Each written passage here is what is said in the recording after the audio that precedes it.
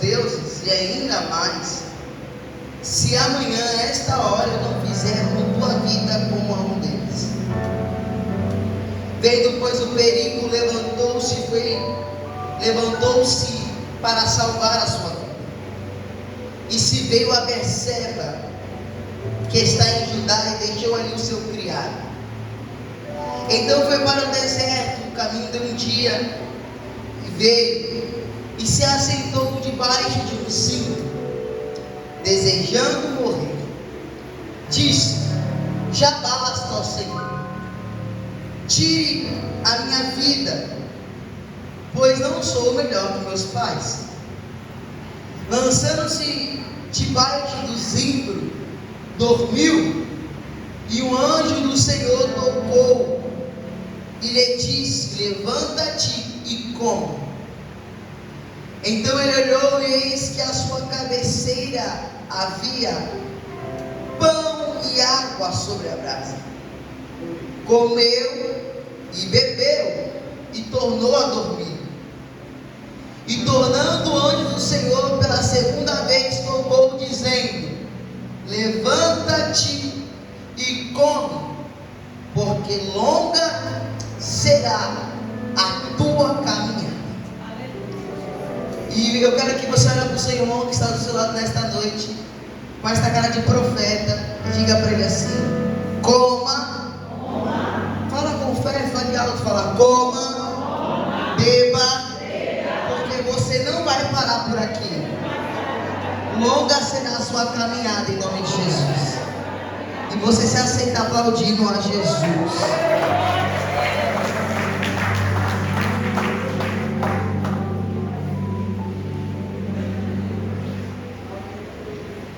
Irmãos, a Bíblia nos diz, e eu creio que quem não conhece a história de Elias foi um dos grandes profetas que a Bíblia nos conta a história dele. Porém, como todo homem de Deus, como toda mulher de Deus, como todo ser humano, Elias passa por um momento difícil, pelo momento de particularidade com Deus, pelo momento que ele precisava parar e respirar. Não necessariamente ele precisava pedir a morte como ele fez, mas ele precisava de um momento para se acalmar, porque ele veio de uma grande vitória, matando todos os profetas de Baal e provando para aquele povo que só existia um Deus. Porém, assim, quando ele termina essa guerra, ele recebe uma ameaça que mexe com a estrutura dele. Uma coisa é eu e você recebermos ameaças vazias. Uma coisa é eu e você recebermos ameaças de alguém que não tem recursos para cumpri-la. Mas outra coisa é eu e você recebermos ameaças de alguém que tem realmente um poder para cumpri-la. E foi no caso de Elias. Elias recebe a ameaça de Jezabel, a mulher do rei Acabe, uma mulher que tem total liberdade e recurso para cumprir ou não com a sua ameaça. E a sua ameaça era a seguinte: se esta hora amanhã eu não fizer com você aquilo que você fez com os profetas, eu não serei Jezabel. Ela basicamente coloca a sua palavra em jogo e fala: amanhã esta hora, eu irei te matar, assim como você fez com os meus profetas.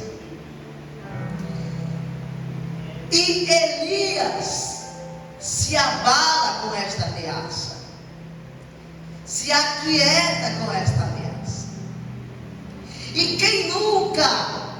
se inquietou com alguma ameaça feita, direta ou indireta, pelo homem ou pelo próprio diabo. Quantas vezes eu e você se viu em caminhos terríveis, ocultos e totalmente sem saídas, e aquilo foi como uma ameaça para mim e para você. E como Elias, a primeira coisa que vem à nossa mente é fugir, é se esconder, porque nesse processo inteiro, a primeira fase desta história é a ameaça. Porém, a Bíblia diz que Elias recebe uma ameaça e tem medo. Mas para você entender, não era normal, não era esperado Elias ter medo desta ameaça. Por quê? Vou te explicar. Porque, como eu te disse, Elias veio de uma guerra que matou cerca de 400 profetas. Então o ego de Elias deveria estar lá em cima. A honra de Elias, a autoestima de Elias deveria estar lá em cima, dizendo: se eu matei 400 profetas, o que será apenas mais uma ameaça para mim? Mas não é isso que acontece. Porque, como qualquer ser humano, Elias tem medo. E como a palavra ameaça já é familiar para o povo de Deus, a Bíblia e o próprio Deus, e com certeza inspirado do Espírito Santo, a Bíblia nos dá vários caminhos quando ouvimos a palavra ameaça. O povo de Deus sempre foi um povo que sofreu. O povo de Deus sempre foi um povo que em algum momento se viu nas mãos de um inimigo por desobediência da voz de Deus.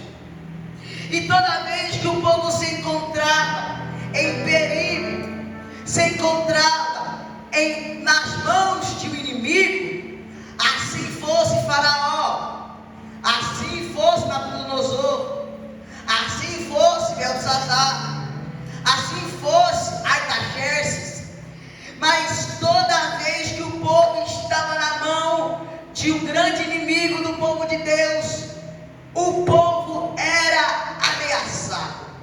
Eu quero refrescar sua memória, porque quando nós vemos o livro do Êxodo, nós vemos que o que mais acontece contra o povo de Deus é ameaças.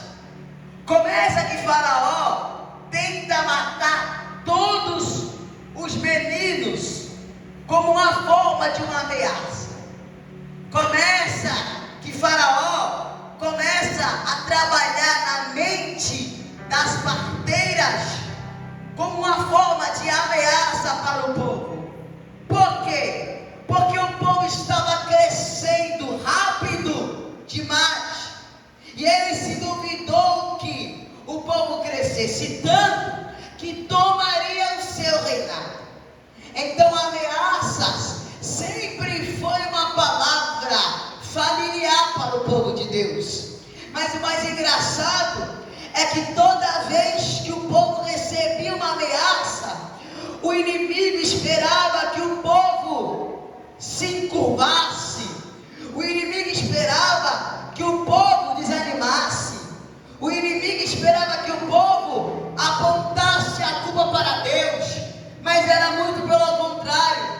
Toda vez que o povo era ameaçado, era os inimigos ameaçando e o povo de Deus crescendo em meio à ameaça. Eu quero te lembrar que quanto mais Faraó ameaçava, mais Deus fazia o povo crescer em meio à ameaça. Então nesta noite eu quero liberar uma palavra sobre a sua vida. O seu crescimento não depende de homem. O seu crescimento é totalmente dependente de Deus. Eu quero profetizar sobre a sua vida que o homem, querendo ou não, o crescimento de Deus vai chegar sobre a sua vida. O crescimento de Deus vai chegar sobre a sua família. O crescimento de Deus vai chegar sobre a sua empresa. A prosperidade, a